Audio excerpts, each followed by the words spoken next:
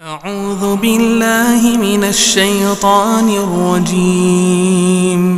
بسم الله الرحمن الرحيم. عم يتساءلون عن النبأ العظيم الذي هم فيه مختلفون كلا سيعلمون. Bismillahirrahmanirrahim. Assalamualaikum warahmatullahi wabarakatuh.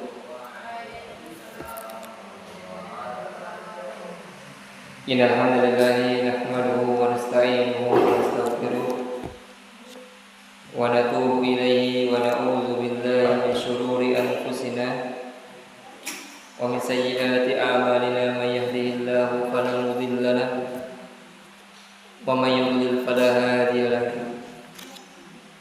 Asyhadu an la ilaha illallah wahdahu la syarika lahu wa asyhadu anna Muhammadan abduhu wa rasuluhu.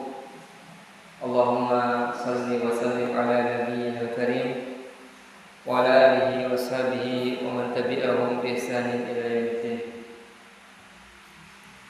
Qala Allah tabaraka wa ta'ala fi kitabihil karim, ya ayyuhalladzina amanu taqullaha haqqa tuqatih wa la tamutunna illa wa antum muslimun.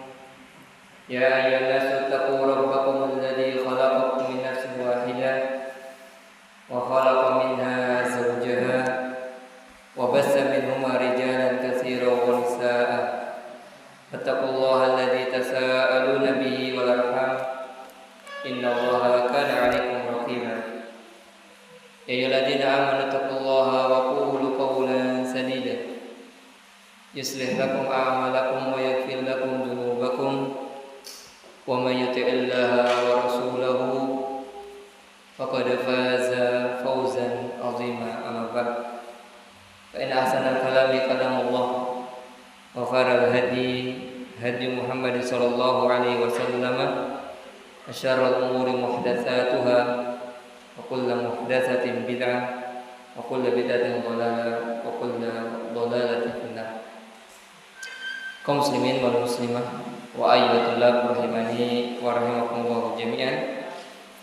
Alhamdulillah, kita bersyukur kepada Allah tabaraka wa taala yang dimana sampai malam ini Allah subhanahu wa taala masih memberikan kepada kita kesempatan hidup, kesempatan bisa bernafas, kesempatan bisa bergerak, dan terutama Allah Subhanahu wa taala masih memberikan kepada kita hidayah di atas agama Islam, hidayah di atas bisa beribadah kepadanya, hidayah di atas mengenal sunnah-sunnah Nabi sallallahu alaihi wasallam.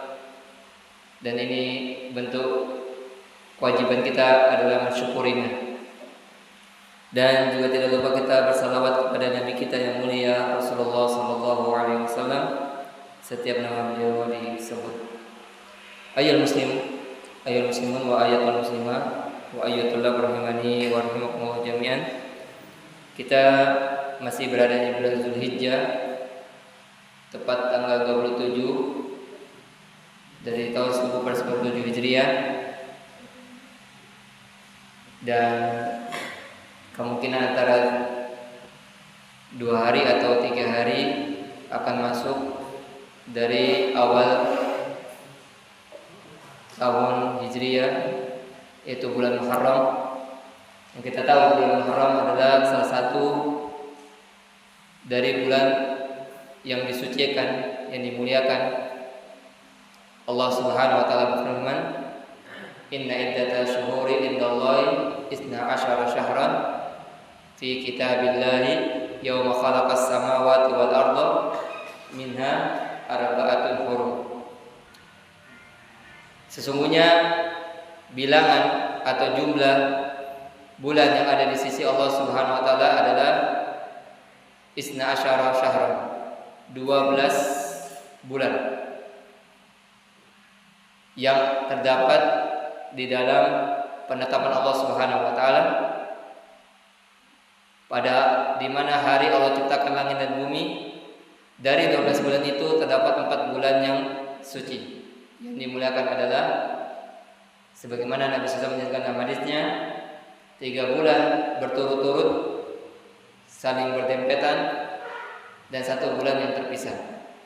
3 bulan diantaranya adalah bulan Zulqa'dah yang sudah kita lewati bulan yang lalu, dan sekarang kita masih di bulan Zulhijjah yang kita berada di dalamnya.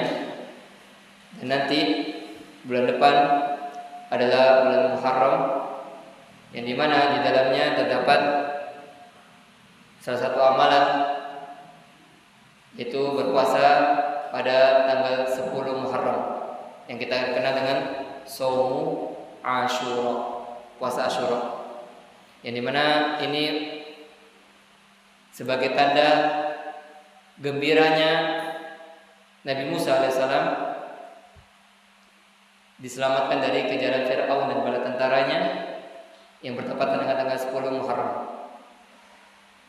Adapun orang-orang Yahudi, mereka juga bahagia dengan selamatnya Nabi Musa dan Bani Israel dari kejaran Fir'aun dan bala tentaranya. Maka Nabi SAW mengatakan, kami lebih berhak daripada orang-orang Yahudi. Maka kita akan selisih orang-orang Yahudi di tanggal 9 Muharram yang dikenal dengan Shaumu Tasu'ah, puasa pada 9 Muharram. 9 ini untuk menyelisih orang-orang Yahudi yang mereka di tanggal 10 melukai badannya. Yang mana orang-orang Yahudi, ya orang-orang Syiah terutama di Karbala, mereka melukai badannya. Dikata oleh ulama mereka, semakin banyak keluar darah, semakin diampuni dosanya. Semakin banyak luka, semakin banyak darah yang bercucuran, maka dosanya akan diampuni. Ini fatwa nyeleneh, fatwa ngawur. Ini namanya menzalimi diri sendiri. Nah, maka Nabi SAW menyelisih mereka dengan berpuasa. InsyaAllah ta'ala kita akan mendapatkan bulan itu kalau Allah SWT berikan kita kesempatan. Ayat muslimun wa ayatul muslimah wa ayatul rahimani wa rahimakumullah jami'an. Kita berada di pertemuan ke-14 dari pembahasan kitab ini, Ad-Da' wa Dawa karya Imam Ibnu Qayyim Al-Jauziyah rahimahullah taala. Dan kita sudah memasuki pembahasan yang baru yang berjudul Ar-Rukunu ila rahmati wa tarkul amal. Ar-Rukun ila rahmah, bersandar kepada rahmat atau kasih sayangnya Allah dan meninggalkan amalan. Di sini Al-Imam Ibnu Qayyim Al-Jauziyah rahimahullah akan membahas sebuah pembahasan yang sempat saya baca, yang beliau paparkan hadis-hadis Nabi SAW yang cukup membuat kita bergetar. Cukup diri kita ini takut dengan hadis Nabi SAW. Terutama seorang dai, seorang ustadz, seorang kiai, seorang penyeru, ini harus waspada dari hadis-hadis Nabi SAW. Mungkin di antara antum para tulab tidak ditahu, bisa saja di antara antum akan menjadi seorang ustadz, seorang kiai atau seorang dai. Yang ini antum harus tanamkan dalam dirinya antum ketika mendengarkan hadis Nabi SAW. Dan ini nasihat untuk ustadz pribadi. Ya, hadis ini beliau akan sebutkan beberapa hadis yang menjelaskan tentang seseorang ketika dia mengucapkan sesuatu harus dia kerjakan. Ya ayyuhalladzina amanu lima taquluna ma la taf'alun. Kabura maqatan indallahi an taqulu ma la taf'alun. Wahai orang beriman, mengapa engkau berbicara yang engkau tidak lakukan? Mengapa engkau memerintahkan seseorang tapi engkau tidak melakukannya? Kabura maqatan indallahi an taqulu ma la taf'alun. Sungguh termasuk dari dosa besar apa? Engkau berbicara tapi engkau tidak mengamalkannya. Nah, kita akan dengarkan hadis-hadis Nabi SAW dari pembahasan ini. Ini cukup membuat kita sebagai seorang ustadz, sebagai seorang kiai ini was-was. Kata Imam Ibnu Qayyim Al-Jauziyah rahimahullah, beliau mengatakan di dalam kitabnya di pembahasan ini, wa katsirun minad juhal, Dan kebanyakan di antara orang-orang yang tidak paham, kalau bahasa kasarnya orang bodoh. Ya, kita cuma cari bahasa yang lain. Di antara kebanyakan orang-orang yang tidak paham, i'tamadu ala rahmatillahi. Mereka hanya bersandar kepada kasih sayang Allah Subhanahu wa taala, wa afwihi, kepada ampunannya, wa karamihi, dan kebaikan Allah Subhanahu wa taala, fadayya'u amrahu wa nahyahu, dan maka mereka menyia-nyiakan, tidak memperdulikan perintah dan larangan Allah. Nah, Al-Imam Al-Qayyim menyinggung ada di antara manusia hanya bersandarkan kepada kasih sayang Allah, ampunannya, kebaikan Allah, tapi mereka menyia-nyiakan perintah dan larangan Allah Subhanahu wa taala. Ini diperhatikan para tulab. Ya. Wa nasu annahu syadidul iqab. Dan orang-orang seperti ini lupa, yang hanya bersandar kepada kasih sayang Allah, kepada ampunannya dan kebaikan Allah, mereka lupa bahwasanya Allah Subhanahu wa taala memiliki azab yang pedih. Bagaimana orang-orang yang tidak beramal selama hidupnya? Bukankah Allah SWT berfirman dalam surah Al-Kahfi ayat yang paling terakhir, surat yang kita baca setiap Jumat? Kalau sudah masuk Kamis dan Jumat, ya, sudah tenggelam matahari sampai Jumat sore, kita baca surat ini. Allah SWT mengatakan dalam ayat yang terakhir, "Faman kana yarju liqa'a rabbih falya'mal amalan shalihan wa la yusyrik bi ibadati rabbih ahada." Barang siapa yang ingin berjumpa kepada Allah, apa kata Allah? Falyamal, itu bunyi perintah, maka beramal. Dalam pembahasan kaidah fikih, usul fikih ya. Dalam pembahasan usul fikih, al-amru muqtada al-wujub. Perintah itu mengharuskan kewajiban. Kalau ada bunyi perintah, falyamal, bunyi perintahnya, maka beramal, bentuk perintah. Seperti Allah SWT mengatakan, aqimus sholat, tunaikanlah sholat atau tegakkanlah sholat, wa atuz zakat, dan tunaikanlah zakat. Ini perintah, bukan hanya sekedar kita dengar atau kita memahami, tapi dilaksanakan. Ini dalam pembahasan usul fikih, al-amru muqtada bil wujub. Perintah itu mengharuskan untuk dilaksanakan, wajib dilaksanakan. Maka sama dengan ayat ini, falyamal amalan sholihan, maka dia beramal dengan amal soleh. Bunyi perintah yang mengharuskan seorang hamba untuk beramal. Wala yusyrik bi ibadati rabbih ahada, dan janganlah dia berbuat syirik kepada Allah SWT di dalam beribadah kepada Allah SWT dengan sedikit. Nah, wa annahu la yaruddu ba'sahu 'anil qaumil mujrimin, ya. Bahwasanya Allah SWT tidak akan memperbaiki keadaannya dari orang-orang yang pendosa. Perhatikan, ulang. Allah Subhanahu wa taala, kata Imam Al-Qayyim Al-Jauziyah, orang seperti ini yang hanya mengandalkan kasih sayang Allah, ampunannya, tapi dia tidak beramal, maka tidak akan diperbaiki keadaannya. Innallaha la yughayyiru ma biqaumin hatta yughayyiru ma bi anfusihim. Kata Allah SWT dalam Al-Quran, sesungguhnya Allah SWT, innallaha la yughayyiru, tidak akan merubah suatu kaum hatta yughayyiru ma bi anfusihim, sampai mereka, kaum tersebut, merubah diri mereka sendiri. Kalau ada seorang atau kaum yang dia tidak mau beramal, hanya saja berandai-andai, saya ingin masuk surga, semoga saya masuk surga, berdoa, tapi dia tidak beramal dengan amal kebaikan yang bisa mendatangkan kasih sayang Allah, bahwasanya seseorang dimasukkan ke dalam surga itu apakah dengan amalan atau dengan kasih sayang Allah? Kasih sayang Allah. Tapi yang mendatangkan kasih sayang Allah itu dengan amalan, bukan dengan amalan saja. Yang mendatangkan kasih sayang Allah, yang bisa memasukkan hamba ke dalam surga adalah dengan amalan soleh yang menjadi pendorongnya. Nah, ini tidak akan diperbaiki keadaannya seperti ini. Wa man i'tamada 'alal afwi mal israr 'ala dzambi fa huwa kal mu'anid. Kata beliau, barang siapa yang hanya bersandar kepada ampunan Allah Subhanahu wa taala tapi masih terus-menerus melakukan dosa, tidak mau berusaha untuk menjauhi dosa, tenggelam dengan dosa, tidak mau beristighfar, dia hanya bersandar pada ampunan tapi dia tidak ada untuk beramal saleh.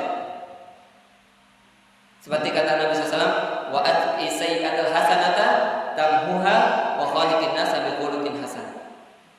Dan iringilah kebaikan itu dengan keburukan, niscaya keburukan akan dihapus dengan kebaikan. Kemudian Nabi SAW menutup hadisnya, wa khaliqin nasa bi khuluqin hasan. Dan berakhlak baiklah kepada manusia. Ustaz tanya kepada antum, berakhlak kepada manusia itu bentuk perbuatan atau tidak? Bentuk perbuatan kan? Berkata jujur misalnya, membantu teman yang kesulitan. Misalnya ada petani yang airnya tidak mengalir ke sawahnya, kita buat irigasi. Atau tahu irigasi?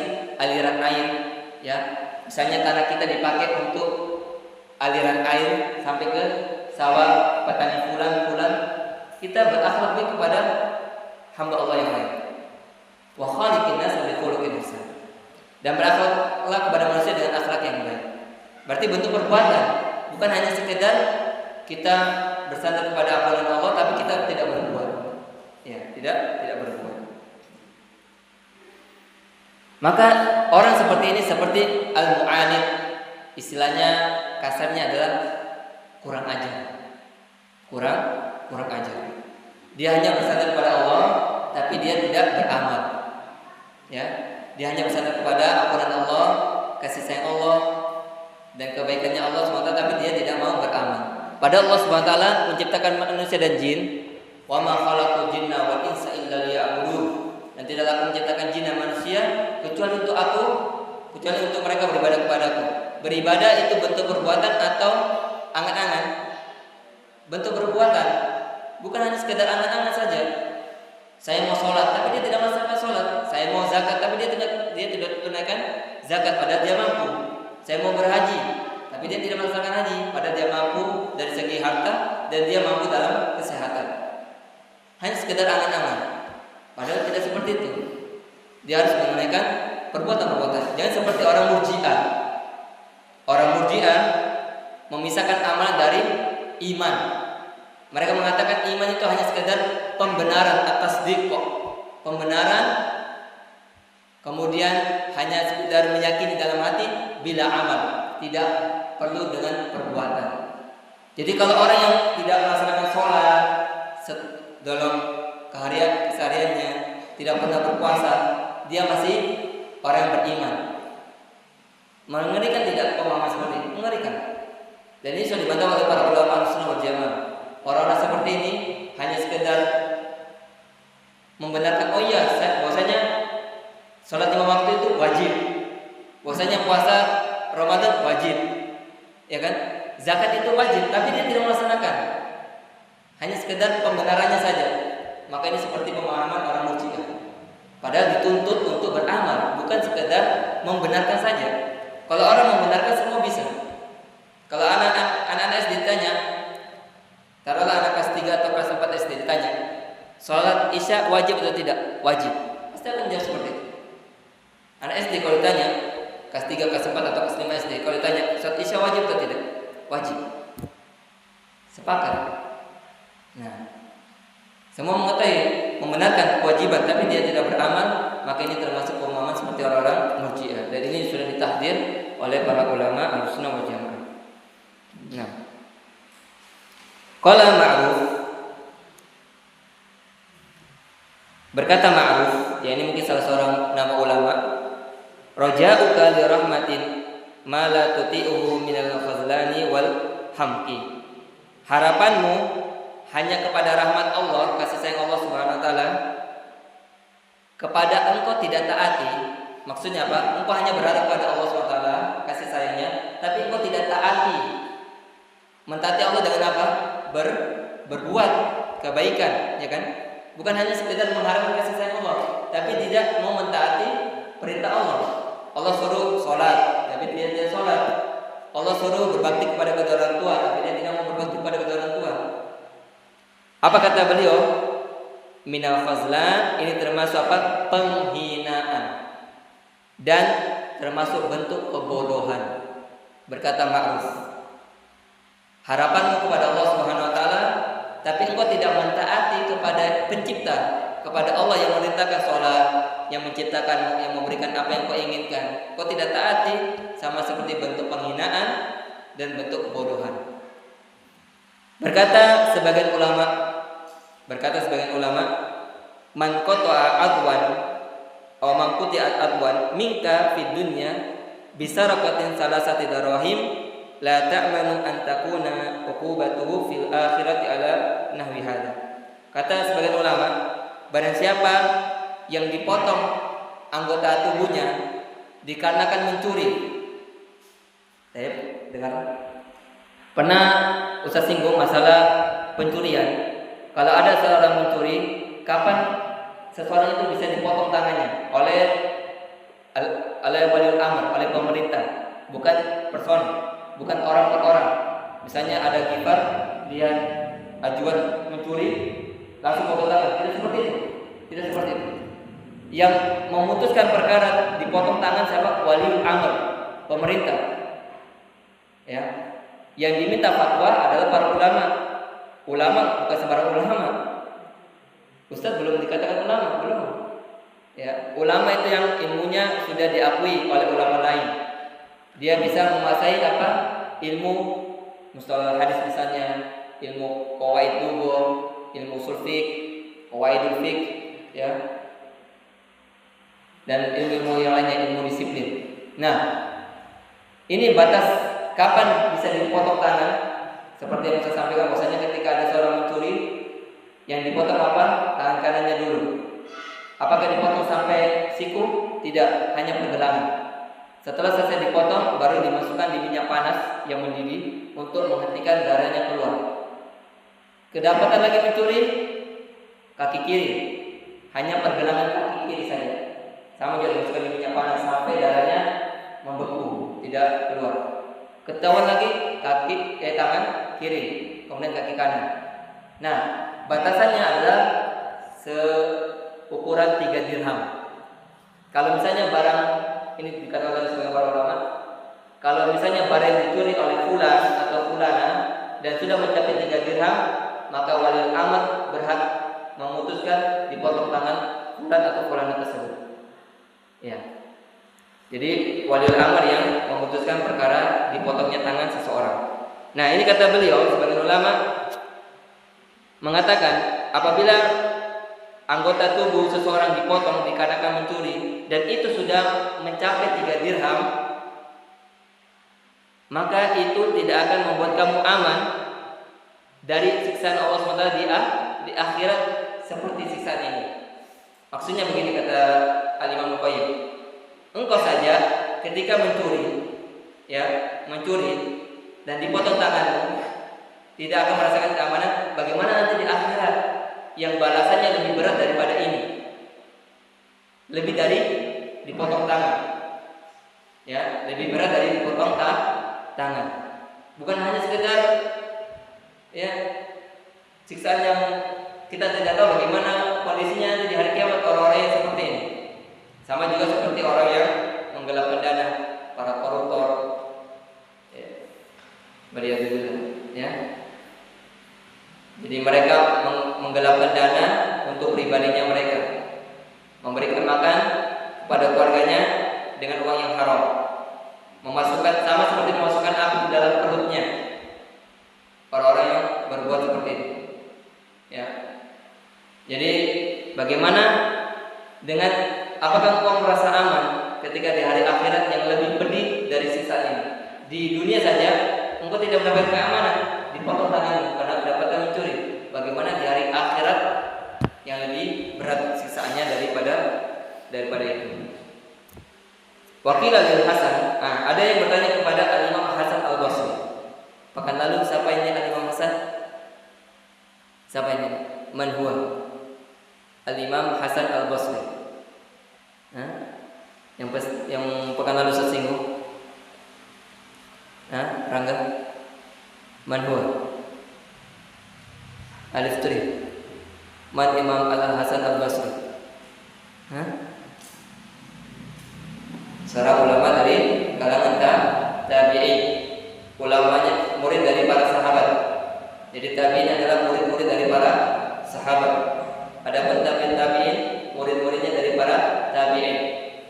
Dan Al-Imam Al-Hasan Al-Basri salah satu kaum besar. Ada juga Qaus, ya, ada Imam Kaisan, Imam Mujahid, itu diantara ulama tabi'in. Dikatakan kepada Imam Hasan Al-Basri, naraka tawilal buka. Ini luar biasanya para ulama ar-rasikhun, ulama yang betul-betul hatinya lembut. Kami, ya ini mungkin ada muridnya melihat beliau, kami selalu melihat, wahai imam, dirimu panjang menangis, selalu menangis. Mungkin mendengar ayat-ayat Allah SWT menangis, mungkin beliau ketika merenung menangis, selalu menangis. Maka Al-Imam Al-Hasan Al-Basri mengatakan, akhafu an yatrahani finnari wala yubali. Saya khawatir, saya takut kalau Allah Subhanahu wa taala memasukkan diriku. Sampai Al-Imam Hasan Al-Basri seorang ulama. Seorang ulama. Kalau kita bukan ulama. Ini Al-Imam Hasan. Bagaimana dengan para sahabat? Bagaimana dengan Nabi SAW yang beliau adalah maksum, diampuni kesalahannya baik yang terdahulu maupun yang akan datang. Al-Imam Hasan Al-Basri, apa kata Allah SWT dalam Al-Quran? Innama yakhshallaha min ibadihi al-ulama. Hanya saja yang takut kepada Allah Subhanahu wa taala dari hamba-hambanya adalah orang-orang yang berilmu, ulama. Al-Imam Hasan Al-Basri mengatakan, saya khawatir, saya takut kalau Allah SWT mencampakkan, melempar diriku di dalam neraka dan Allah tidak memperdulikan diriku. Al-Imam Hasan Al-Basri. Kenapa beliau selalu menangis? Beliau khawatir kalau dimasukkan dalam neraka sebab dosanya dan Allah tidak pernah peduli kepada Al-Imam Hasan Al-Basri. Sama juga dengan kisah Umar bin Khattab radhiyallahu anhu. Beliau selalu menangis. Ya. Ketika beliau masuk Islam, beliau selalu merenungi kesalahannya. Bagaimana ketika beliau menghalangi para sahabat yang ketika itu mereka dari kalangan lemah, para budak yang mereka ingin beribadah di Ka'bah, Umar bin Khattab menahan, melarang untuk tidak beribadah di Ka'bah. Ya. Bagaimana beliau menzalimi para sahabat ketika beliau masuk Islam, ketika beliau jadi khalifah.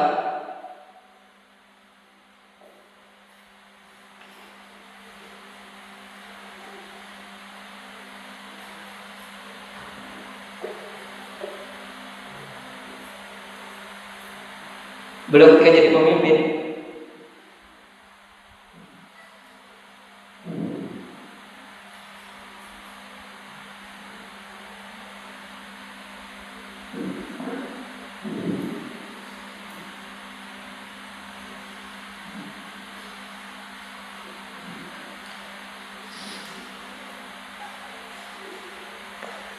beliau tidak tidur. Beliau keliling ketika jadi pemimpin. Ali sahabat Umar bin Khattab radhiyallahu anhu. Beliau buka Baitul Mal. Beliau mendapatkan kabar bahwasanya ada 3 anak tidak tidur dan seorang ibu yang tidak memiliki suami. Hidup dalam keadaan miskin, tidak ada harta. Dan didapatkan anaknya dalam rasa lapar. Maka Umar bin Khattab merasa dirinya bersalah sebagai seorang pemimpin. Beliau membuka Baitul Mal, tempat menyimpan harta. Beliau bawa gandum. Beliau yang membawa, bukan ajudannya. Beliau tidak memiliki ajudan. Ada ajudan yang bersama beliau, Allah taala siapa-siapa. Dan beliau sendiri yang membawa gandum dalam karung itu. Ketika sahabat Umar melihat di rumah tersebut seorang ibu dan 3 anak yang di dalam sebuah panci diisi air, kemudian ada batu, sehingga 3 anak ini mengira ibunya lagi masak. Bayangkan, dalam panci tersebut ada air, kemudian berisi batu. 3 anak ini mengira ibunya lagi memasak gandum, padahal tidak, batu yang di dalam panci yang isi air. Bayangkan itu. Sesulit itu. Akhirnya Umar bin Khattab merasa dirinya besar sebagai seorang pemimpin yang padahal beliau selalu mengontrol, selalu mengawasi masyarakat. Beliau takut akan ditanya oleh Allah Subhanahu wa taala. Kullukum ra'in wa kullukum mas'ulun an ra'iyati. Setiap kalian adalah pemimpin dan setiap kalian akan ditanya dengan apa yang kalian pimpin. Ini yang dikatakan oleh sahabat Umar bin Khattab radhiyallahu anhu. Akhirnya sahabat Umar memasakkan gandum dan membuatkan roti sehingga anak itu akhirnya tertidur dalam keadaan kenyang. Bayangkan ini, kalau Umar bin Khattab tidak sampai ke rumah itu, bagaimana itu anak 3 orang dan tidur dalam keadaan rasa lapar. Ini yang dikatakan sama sahabat Umar bin Khattab. Beliau seorang pemimpin. Belum lagi sahabat yang lain. Ayo muslimun wa ayatul muslimah wa ayatul rahimani rahimakumullah jami'an. Wa kana yaqul, dan Al-Imam Hasan Al-Basri mengatakan, inna qauman alhathum amani al-maghfirata hatta kharaju min ad-dunya bi ghairi taubatin yaqulu ahaduhum li'anni uhsinu dhanna bi rabbi wa kadhiba law ahsana dhanna la ahsana al-amala. Kata Al-Imam Hasan Al-Basri, beliau mengatakan bahwasanya ada sebuah kaum yang mereka hanya ditipu oleh angan-angan belaka, yaitu ingin mendapatkan ampunan Allah Subhanahu wa taala, sampai mereka meninggalkan ini dunia, maksudnya wafat itu dalam keadaan tanpa taubat. Tidak pernah meminta taubat kepada Allah Subhanahu wa taala, tidak pernah meminta dosanya diampuni, tidak pernah melakukan amal kebaikan. Sampai dia meninggal, dia tidak pernah bertaubat. Ini ada kaum, ada manusia-manusia seperti ini yang hanya berharap ampunan Allah tapi dia tidak mau beramal. Yaqulu ahadu, maka salah seorang di antara mereka mengatakan, sesungguhnya saya telah berbuat atau bersangka baik kepada Allah Subhanahu wa taala, tapi dia berdusta. Maka Al-Imam Hasan mengatakan, "Lau ahsana dhanna," kalau sekiranya mereka berbaik sangka kepada Allah, la ahsanal amala, maka dia akan memperbaiki amalnya. Bukan hanya sekedar berbaik sangka, sebagaimana pekan yang lalu yang kita bahas, pembahasan terakhir ya, tentang apa? Persangkaan. Dan ini sudah kita singgung dengan ucapan Al-Imam Hasan Al-Basri itu sendiri. Iya. Wa sa'ala rajul Al-Hasan. Nah, ini kisah Al-Imam Hasan Al-Basri lagi. Ada seseorang bertanya kepada Al-Imam Hasan Al-Basri. Faqala, maka orang ini mengatakan kepada Al-Imam Hasan Al-Basri, "Ya Abu Sa'id, wahai Abu Sa'id." Kunya dari Al-Hasan Al-Basri adalah Abu Sa'id. Kunya dari Al-Hasan Al-Basri siapa? Abu Sa'id. Kaifa nas'au bi mujalasati aqwamin yakhafunana hatta takada qulubuna tatiru.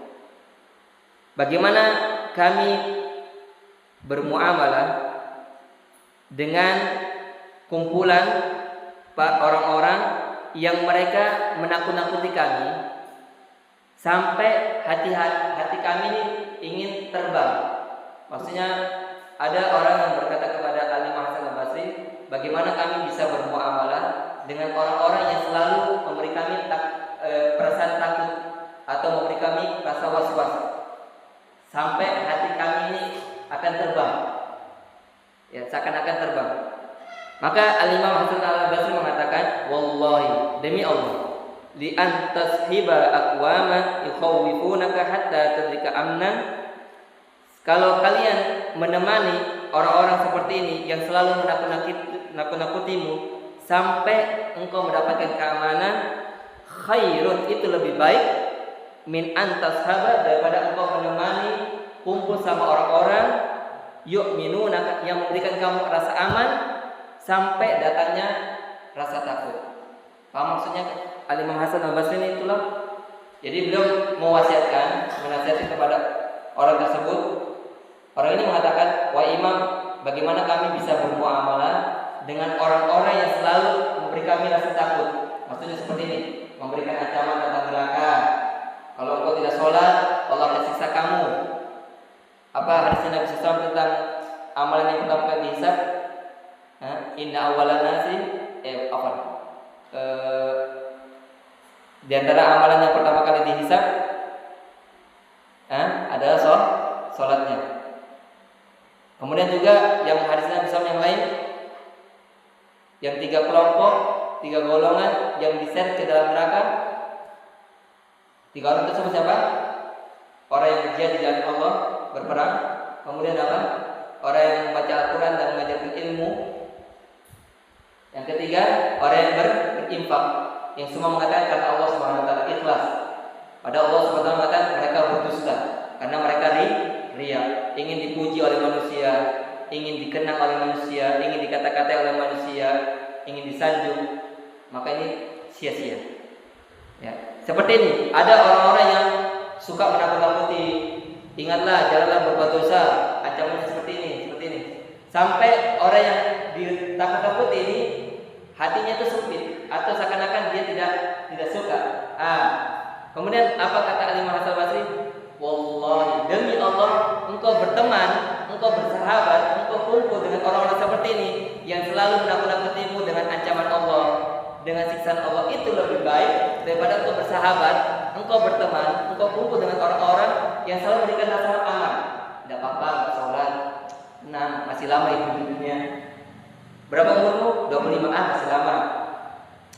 Mungkin tua, engkau akan meninggal. Diberi rasa aman. Seperti seakan-akan dia diberikan jaminan oleh temannya itu. Sampai nanti datangnya kematian, baru dia sadar, ya laitani, celakalah diriku, baru saya mendapati hal tersebut. Apa bermanfaat? Tidak bermanfaat lagi. Kalau sudah datang ajal di hadapan kita masing-masing. Ini kata Al-Imam Hasan Basri, itu lebih baik engkau bersama dengan orang yang selalu memberikan ancaman, menakut-nakuti dengan firman Allah SWT, dengan hadis Nabi SAW, daripada engkau bersahabat, engkau berteman dengan orang-orang yang selalu memberikan rasa aman. Gak usah sholat, gak usah berbakti sama orang tua, gak usah membantu tetangga, biarkan saja tetanggamu meninggal dalam keadaan lapar, biarkan tetanggamu meninggal dalam keadaan kesusahan. Nah ini jangan bersahabat dengan orang-orang seperti ini. Kita akan masuk hadis-hadis Nabi SAW yang dimana hadis ini memberikan ancaman, terutama seorang dai, seorang ustadz, seorang kiai yang ini harus diwaspadai. Wa qad sabata fi sahihain, dan telah tetap di dalam kitab Sahih Imam Bukhari dan Imam Muslim dari hadis sahabat Usama bin Zaid radhiyallahu anhu, beliau mengatakan, saya mendengar Rasulullah SAW bersabda, yuja'u bi rajuli yaumil qiyamah falyuqa finnar.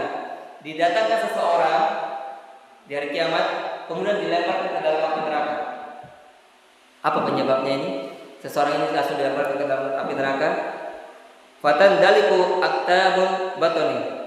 Yang ketika dilemparkan ke dalam api neraka, perutnya mengeluarkan usus yang di dapurnya terurai-urai. Perhatikan ini nasihat untuk ustaz ini. Jadi kalau ada yang ingin menjadi seorang dai, seorang ustaz, ini nasihat untuk antum yang akan memiliki keinginan seperti ini. Dan ini nasihat untuk ustaz pribadi. Ada seorang, nanti antum akan dengar ini hadis yang luar biasa, mengerikan. Nanti kita akan sebutkan beberapa hadis. Orang ini dilemparkan ke dalam neraka, kemudian perut mereka robek dan usus mereka keluar terurai. Fayaduru finnari kama yaduru himar birahal. Maka dia berputar berkeliling dengan sakit yang sangat ya, sangat sakit dia rasakan, seperti berputarnya seekor keledai yang lagi membuat adonan tepung gandum ya. Kan kalau di zamannya para nabi, di zamannya Nabi Yakub ya, ketika ingin menggiling gandum itu pakai bantuan tenaga himar, keledai, sampai hancur ya. Nah, kalau kita kan ada yang pakai lesung ya, lesung, tumbuh-tumbuh seperti itu.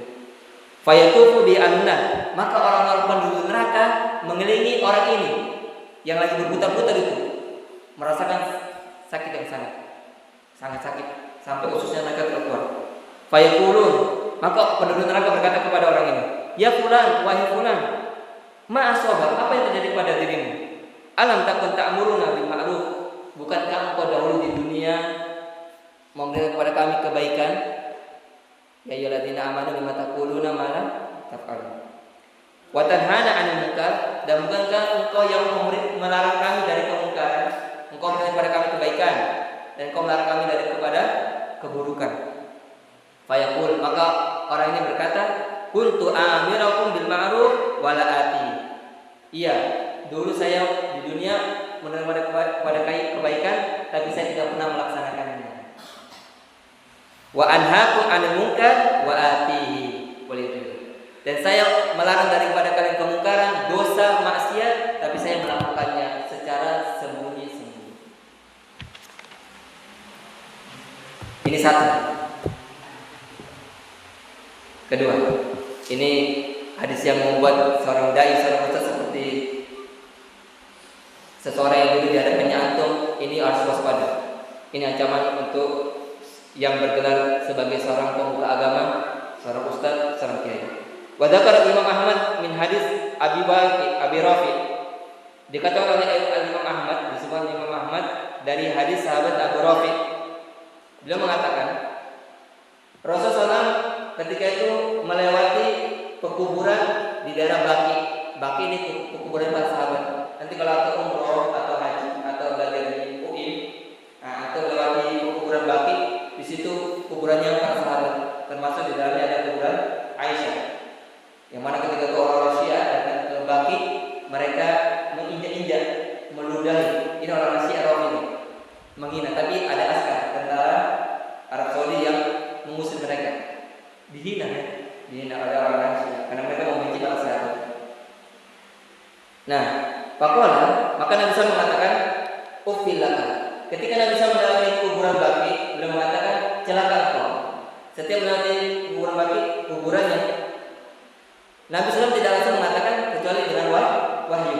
Wa ma yantiqu 'anil hawa in huwa illa wahyu.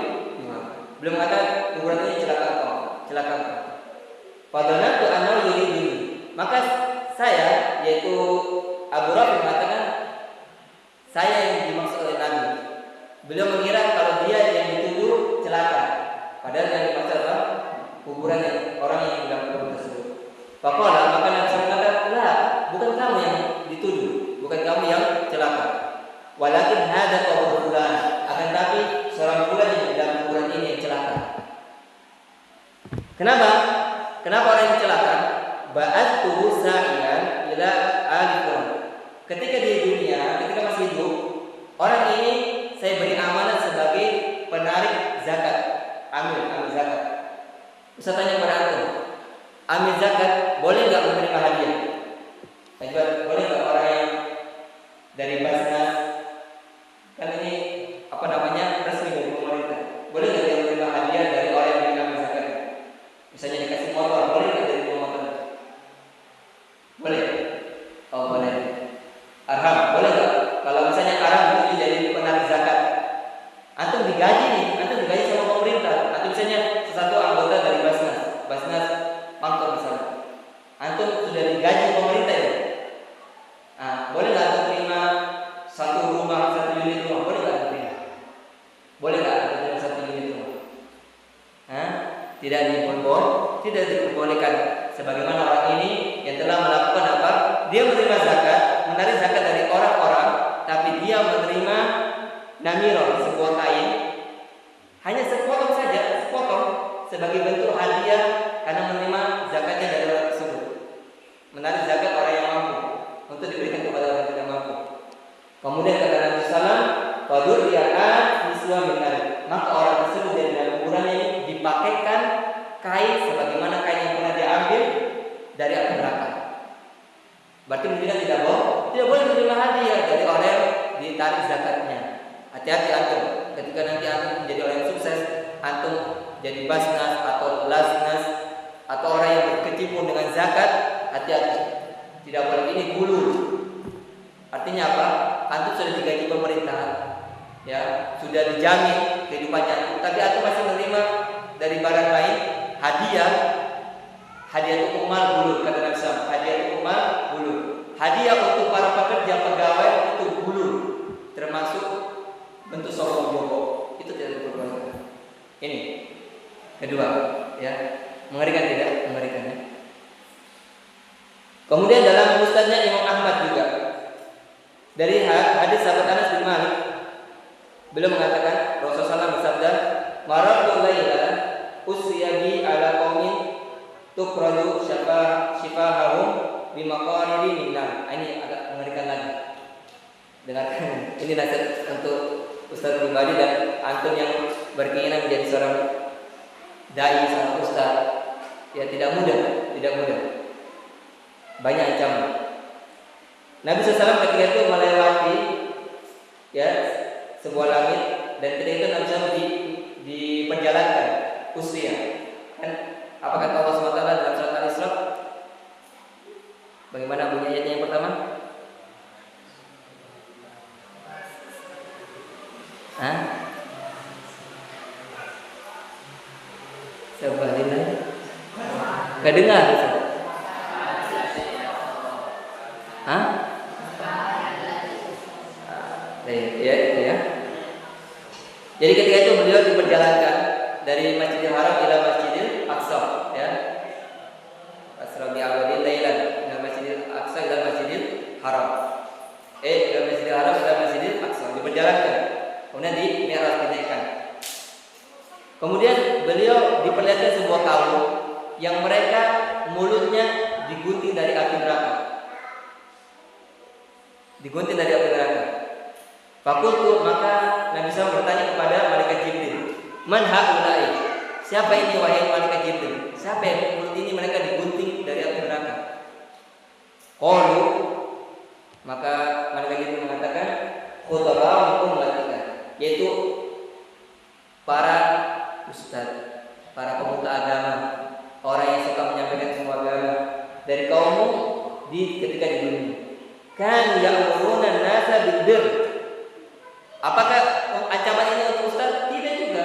Orang yang sudah mendapatkan ilmu agama, antum, saya tanya, antum belajar ilmu agama? Belajar. Meskipun antum tidak jadi ustaz, tapi kalau antum menyelisih, antum masuk ancaman dari sini. Jangan kira, kalau saya tidak mau jadi ustaz, berarti aman. Tidak, antum belajar kan? Salat hukumnya 5 waktu, salat hukumnya 5 waktu apa? Wajib, ya kan? Ketika antum tidak melaksanakan, kemudian tidak ada uzur, misalnya antum tidak ada uzur ini, tapi antum tidak melaksanakan dan tidak ada uzur, nah antum dapat ancaman ini. Antum tahu kan? Antum tahu ilmunya, tapi antum ketika menyampaikan antum tidak melaksanakan. Nah, ini bukan, tapi memang yang lebih utama seorang ustaz, karena dia yang langsung menyampaikan. Ada murid mengambil ilmu, ya. Seorang ustaz mentransferkan ilmunya. Nah, murid mengambil ilmu, tapi ketika muridnya sudah mendapat ilmu dan dia menyampaikan kepada orang lain juga, hati-hati juga, ini termasuk ancaman dalam hadis ini. Nah, kan ya'muruna nas, karena mereka dulu mengundang kepada manusia berupa kebaikan, wa yansawna anfusahum, dan mereka lupa dengan diri-diri mereka. Afala yaqinun, bukankah mereka tidak berpikir? Ya, apakah mereka tidak berpikir?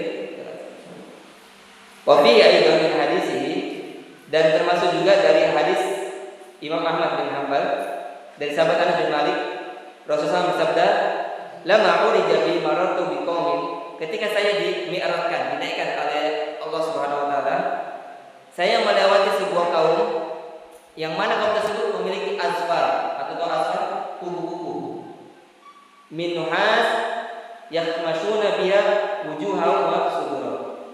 Kubu-kubu itu dipanjangkan, panjang, kita berapa panjangnya? Karena tidak disebutkan saja oleh Nabi SAW. Intinya dipanjangkan, kemudian angka kubunya dibuat dari tembaga. Tahu tembaga? Kubu yang dipanjangkan kemudian dari tembaga.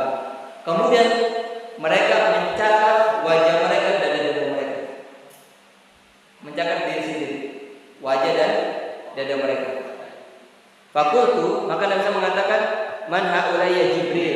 siapa ini mereka wahai malaikat Jibril?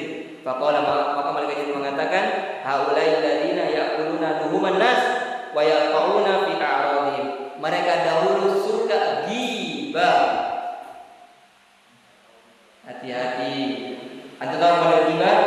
Membicarakan fulanan di belakang mereka sehingga orang yang mendengar bisa menjelekkan fulan dan fulana yang diceritakan. Adapun ketika kita membicarakan orang di hadapannya dan tidak sesuai, maka ini terbentuk bentuk fitnah. Harus dikatakan tuduhan atau begini. Kenapa mereka menjaga diri mereka, wajah dan dada mereka yang pernah saya sampaikan? Karena mereka memakan daging saudaranya, yaitu ghibah, dan menjatuhkan kehormatan mereka di hadapan orang lain. Ya, ini banyak ya. Saya sampaikan kepada antum, kalau nanti antum dengar ada seorang ustaz, itu ustaz suka menjatuhkan ustaz lain, boleh tidak? Antum jangan ikuti. Kalau misalnya ada ustaz yang suka menjatuhkan kehormatan ustaz lain, atau antum di antara antum suka menjatuhkan kehormatan saudaranya antum, hati-hati, termasuk ancamannya. Karena hakul muslim al muslim, ya, al muslimu man salima min lisanihi wa yadihi. Seorang muslim itu dikatakan muslim yang benar kalau muslim yang lain dia bisa selamat dari tangan dan ucapan muslim yang lain. Jadi kalau antum nanti dengar itu ustaz, ada ustaz juga suka menjatuhkan ustaz yang lain, boleh nggak kita dengar kajian itu? Jangan, karena dia seperti menjatuhkan kehormatan saudaranya. Ustaz, saya dengar temanku suka menjatuhkan kehormatan temanku juga, boleh nggak saya berteman sama dia? Jangan, karena nanti akan antum akan ikut itu. Sebagaimana kata orang Arab, as-sahib sahib, teman itu bisa menarik. Al-mar'u ala dini khalili, teman itu sesuai dengan agama temannya. Falyanzur ahadukum man yakhalil, maka seseorang hendaknya melihat dengan siapa dia berteman. Allah Ta'ala alam bisawab. Ya, cukup mengerikan ya hadis di sini. Orang yang bisa menyampaikan, tidak boleh kita ghibah, tidak boleh seperti ini, antum harus seperti ini, tapi dia tidak melaksanakannya. Dia menikmati hal tersebut. Allah Ta'ala alam bisawab. Demikian, waktu kita sudah lewat sekali. Ya, mudah-mudahan kita bisa berjumpa kembali dan membahas pembahasan ini, karena pembahasan ini masih berkepanjangan. Subhanakallahumma wabihamdika, asyhadu an la ilaha illa anta, astaghfiruka wa atubu ilaik. Akhiran da'wana alhamdulillahirabbil alamin. Assalamualaikum warahmatullahi wabarakatuh. Jangan lupa like, komen, share dan subscribe channel ini agar tidak ketinggalan info pembelajarannya.